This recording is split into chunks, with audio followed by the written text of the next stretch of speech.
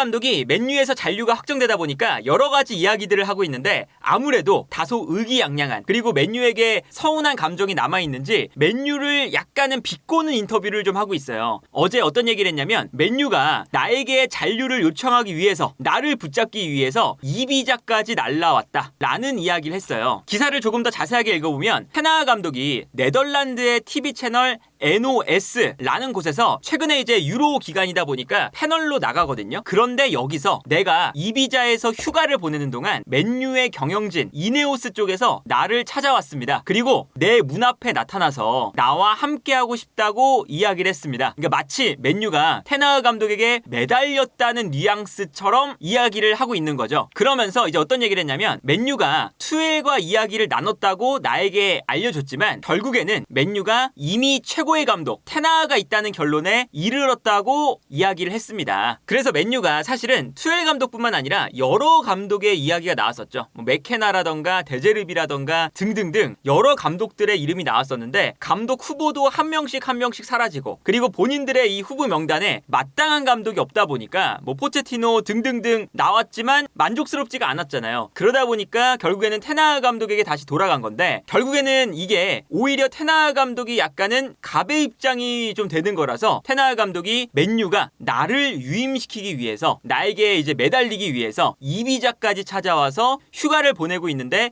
유임 소식을 들려줬다. 그리고 여러 감독들과 이야기를 나눴지만 맨유가 본인들이 테나흐라는 최고의 감독이 있다는 것을 결론으로 내린 것이 아니냐라는 이야기를 했습니다. 그리고 이제 이네오스가 시간을 많이 쏟아서 축구계에 새로 들어왔기 때문에 시즌을 돌아보면서 살펴보는 것이 정상입니다. 그러면서 여러 후보자들과 이야기를 나눈 것은 비밀이 아니었습니다 라고 이야기를 했고, 그렇다면 이제 방송에서 맨유가 여러 후보와 이야기를 나눈 것이 비밀이 아니기 때문에 이런 이야기들을 듣고 어떤 감정이 들었냐. 테나하 감독은 네덜란드에서는 완료되지 않은 일들, 그러니까 약간 애매한 지금 상황을 허락하지 않습니다. 그러니까 네덜란드에서는 발생할 수 없는 일인데 영국에서는 다른 규칙과 법률이 있는 것 같더라. 그래서 약간 이제 불편한 내색을 비춘 거죠. 네덜란드에서는 이렇게 일 처리는 안 하는데 이네오스 그룹은 나를 자르지도 않고 자르지 않는 것도 아니고 그러면서 다른 감독을 알아보고 있고 매우 애매한 상황에서 나의 유임을 결정을 했기 때문에 약간은 이제 불편한 내색을 내비쳤다고 할 수가 있겠고, 그리고 맨유와 나는 여전히 재계약에 대한 합의점을 찾아야 한다. 그리고 재계약은 쉬운 일이 아니지만 여전히 재계약에 대해서 이야기를 할 것이다 라고 이야기를 했습니다.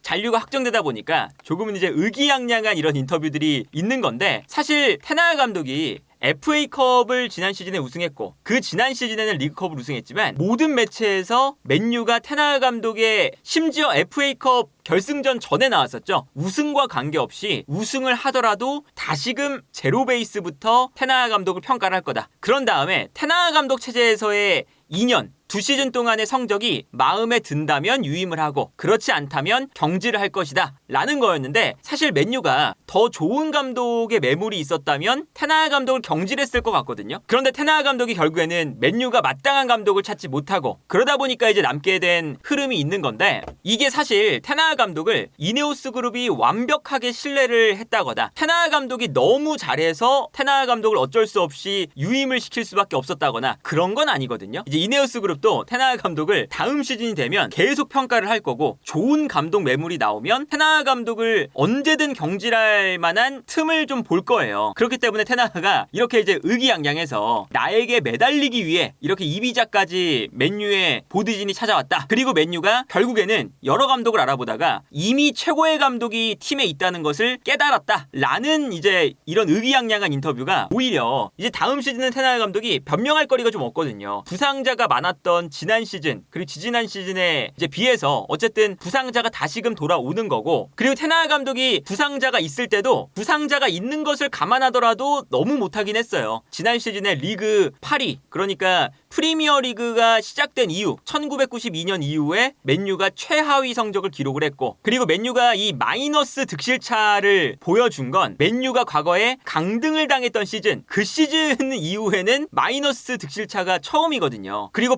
퍼거슨 시절에는 득실차가 평균적으로 플러스 44라고 이제 알려져 있다 보니까 테나하 감독이 지난 시즌에 FA컵을 우승하긴 했지만 너무나도 안 좋았던 시즌이라서 부상자를 감안해도 그리고 FA컵 우승을 감안해도 경질돼도 할 말이 없는 그런 성적이긴 했잖아요. 그렇기 때문에 테나하 감독이 오히려 이런 유임이 확정된 다음에 이렇게 의기양양한 인터뷰를 하는 것은 다음 시즌에 이제 이네오스 그룹이 테나하 감독을 더 엄격하게 평가를 하고 테나하 감독이 조금만 좋지 않으면 경질 얘기를 꺼낼 수 있는 그런 이제 흐름으로 흘러갈 수가 있는 발언들이라 오히려 맨유를 좀 공격을 하거나 이제 맨유가 나에게 매달렸다 이런 식의 인터뷰는 다음 시즌에 테나하 감독에게 그렇게 좋지 않을 것 같다. 그리고 실제로 테나하 감독이 지원을 많이 받았거든요. 호일룬의 이적료도 7,300만 유로 그리고 마운트가 6,400만 유로, 오나나가 5천만 유로, 어마어마한 금액이잖아요. 하나로 따지면 호일룬이 이제 1,000억이 넘고 그리고 마운트가 945억 정도, 거의 1,000억에 달하는 금액이고 오나나 같은 경우에도 740억가량 되는 어마어마한 이적 시장을 보냈어요. 그리고 그 전 시즌에는 안토니 9,500만 유로, 1,400억이죠. 그리고 카세미로 7천만 유로, 리산드로 마르티네스 5,700만 유로. 그러니까 카세미로는 하나로 1,000억. 그리고 리산드로 마르티네스는 840억 정도 되는 정말 지원을 많이 받았거든요. 그러니까 테나하 감독이 이제 부상자가 많다. 이렇게 이제 약간의 변명을 하고 있지만 물론 부상자가 많은 것도 사실이지만 어쨌든 그 부상자가 있음에도 맨유가 좋은 경기력 내지는 부상자가 있음에도 이해받을 수 있을 만한 경기력을 보여줘야 되는데 이렇게까지 지원을 어마어마하게 받아놓고 그리고 2시즌 동안 이렇게 굵직굵직한 영입들 안토니, 리산드로 마르티네스, 마운트, 오나나 이런 이적들 플러스 짜잘짜잘한 영입도 많았거든요. 뭐 이번 시즌에 암라바트나 말라시아라던가 이런 영입들까지 다 합하면 테나하 감독에게 지원되었던 이적료가 7천억가량이 된다는 얘기가 있죠. 그런데 테나하 감독이 시즌이 끝난 다음에 이제 어떤 인터뷰를 또 했냐면 테나하 감독이 맨유의 이적 시장이 너무 실패로 끝난 것이 아니냐라는 이제 그런 비판에 대해서 그 비판을 거부했습니다. 어떤 이야기를 했냐면 오히려 테나하 감독은 선수들을 영입할 때 매우 높은 가격에 영입을 했지만 나는 이것에 대해서 책임을 지는 사람이 아니다. 그리고 맨유는 이적료가 높았지만 아주 잠재력이 높은 선수들을 협상을 하고 영입을 했기 때문에 맨유에게 나쁜 영입도 아니다. 그리고 맨유의 이적 정책에 대해서 재앙이라고 표현하는 거, 좋지 않았다고 평가를 하는 것은 전체적인 그림을 읽지 못하는 것에 가깝다. 많은 이제 매체들이나 외부에서 봤을 때는 부정적인 이야기들이 있지만 모든 문제에도 불구하고 이런 영입들 때문에 마운트라던가 리산드로 마르티네스, 안토니 등등등 잠재력이 높은 선수들을 영입했기 때문에 맨유의 클럽 기반이 더욱 견고해졌다. 지금은 이제 이러한 견고해진 기반들이 외부에는 보이지 않을 수도 있겠지만 내부적으로는 모두가 그렇게 분석을 하고 있을 거다. 맨유에서는 내부가 탄탄해졌다. 이런 이적 시장들 때문에 좋은 선수를 내가 영입을 했기 때문에 분명히 맨유에서는 좋게 평가를 할 것이다 라고 이야기를 했습니다. 그리고 여기에 대해서 마이누, 가르나초, 호일룬 그리고 디알로 잠재력 있는 선수도 있지 않느냐 이런 이제 이야기를 테나하 감독이 했고 다음 시즌에는 이제 스트라이커, 센터백, 미드필더 이 위치에 영입을 한다면 분명히 그런 베스트 11을 가지고는 챔피언스리그 4위권을 향한 시즌을 시작할 수가 있다. 그리고 이번 시즌에도 이런 영입이 된다면 내 눈에는 4위권 싸움이 현실적이다 라고 인터뷰를 했습니다. 그래서 이제 이런 것들을 보면 테나하 감독이 지금 여기서 이제 나오는 것도 이런 얘기거든요. 테나하 감독이 4억 파운드 그러니까 하나로 따지면 7천억 정도예요. 7천억을 날린 것에 대한 책임을 거부했다 라고 이제 보도가 나온 건데 테나하 감독이 이렇게 이적 시장을 잘 못 보내고 이제 본인이 영입한 선수들 자신감 있게 추천한 선수들이 모두 거의 실패를 한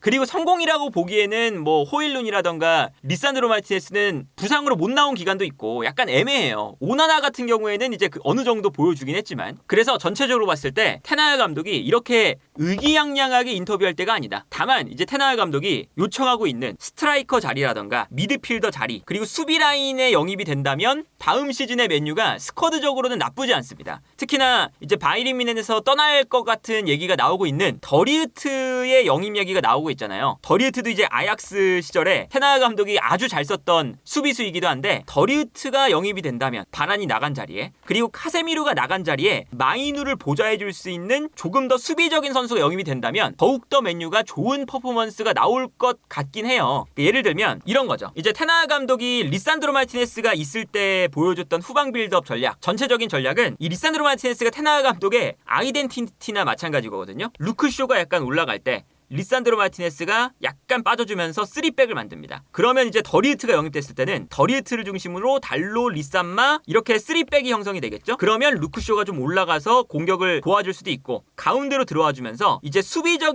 수비형 미드필더 카세미루를 대신할 수 있는 선수가 영입이 되면 마이누가 살짝 올라가겠죠. 그러면 이제 마이누와 브루노 파른데스가 루크쇼가 가운데로 들어와주기 때문에 두 명의 공격형 미드필더 하프 스페이스 양쪽에 두 명의 선수가 위치하는 형태가 될 수가 있습니다. 마치 이제 아스날이 오른쪽에 웨데고르, 왼쪽에 라이스, 맨시티가 오른쪽에 데브라이너, 왼쪽에 포든 혹은 베실바 이런 이제 플레이메이커 두 명을 두는 것처럼 맨유도 그러한 형태를 만들 수가 있다는 거죠. 그래서 이러한 형태를 보면 이제 수비 라인 한 명 그리고 수비형 미드필더 쪽에 한 명 영입이 되면 아까 테나하 감독이 얘기했던 우리의 스쿼드가 나쁘지 않다, 기반이 다져져 있다 라고 얘기를 할 만하기도 해요. 물론 이제 실제로 영입이 돼서 자리 잡은 선수는 현재 오나나와 리산드로 마르티네스 그리고 호일룬 이 정도밖에 안 되지만 그리고 여기에 더해서 이 안토니의 영입이 실패로 끝났기 때문에 오른쪽 라인의 영입도 하나 있어야 됩니다. 그러니까 가르나초가 이 오른쪽에서 뛰게 된다면 왼쪽에서 뛸 때보다 퍼포먼스가 훨씬 더 떨어지는 것도 사실이고 왼발을 쓰는 측면 공격수가 한 명 있어야 이 뛰어들어가는 선수들에게 패스를 공급할 수도 있고 예를 들면 브루노 파른데스가 패스를 찔러줄 때 왼발을 쓰는 선수가 침투해서 슈팅으로 마무리하는 형태도 만들 수가 있죠. 그렇기 때문에 왼발을 쓰는 측면 공격수가 한 명 더 필요하거든요. 물론 이제 디알로가 잘해주고 있지만 디알로는 아직 어린 선수이기 때문에 주전 자리를 100% 맡기기가 조금 애매한 부분도 있고 그리고 결정적으로 아까 말씀드렸지만 안토니의 실패가 좀 크기 때문에 저 안토니의 자리에 누구 한 명이 있어야 된다는 것도 사실이죠. 그래서 또다시 수비형 미드필더 한 명, 중앙 수비수 한 명, 오른쪽 측면 공격수 한 명, 왼발을 쓰는 이 세 자리의 영입이 이루어지려면 또다시 이번 시즌에 테나하 감독에게 엄청난 지원이 있을 수도 있습니다. 그리고 이렇게 된다면 테나하 감독이 좋아하는 이제 만들어가는 축구도 가능하고요. 앞쪽에서 이제 호일룬을 중심으로 전방 압박도 아마 다음 시즌에는 더욱더 체계적인 형태가 될 거예요. 그러니까 루크쇼가 가운데로 들어오면서 미드필더 라인을 채워주기 때문에 앞쪽에 마이누가 올라가면서 앞쪽에 선수가 좀 많이 배치가 될 수가 있죠. 테나하 감독이 정말 앞쪽에 선수를 많이 배치하면서 압박을 많이 하다 보니까 그래서 이제 오히려 테나하 감독이 맨시티 같은 팀을 상대할 때 맥토미니를 전방에 세워서 압박을 하는 게 은근 잘 통하거든요. 이제 그만큼 테나하 감독이 전방에서 압박을 강하게 하는 걸 좋아해요. 그런데 이번 시즌에도 마찬가지였지만 루크쇼가 없을 때 이 공간을 채워주는 게 어설프다는 거 그리고 카세미루가 이 역할을 하기에는 올라오면서 빨리 이 공간을 또 커버를 해줘야 되는데 카세미루가 왔다 갔다 하는데 좀 지쳐 있었다는 거 나이가 좀 있다는 거 라는 게 이번 시즌 맨유가 앞쪽에서는 압박을 하러 올라가고 뒤에서는 커버가 안 되는 간격이 멀어지는 축구를 했던 이유였거든요. 그런데 요 카세미루 대신에 수비형 미드필더도 좋은 선수를 데려올 수만 있다면 이 공간을 잘 커버할 수가 있고 그리고 리산드로 마르티네스가 이제 정상적으로 부상 없이 잘 뛸 수만 있다면 그러면 리산드로 마르티네스가 올라갔다 내려왔다 하면서 이 리산드로 마르티네스의 가장 큰 장점은 이런 거잖아요.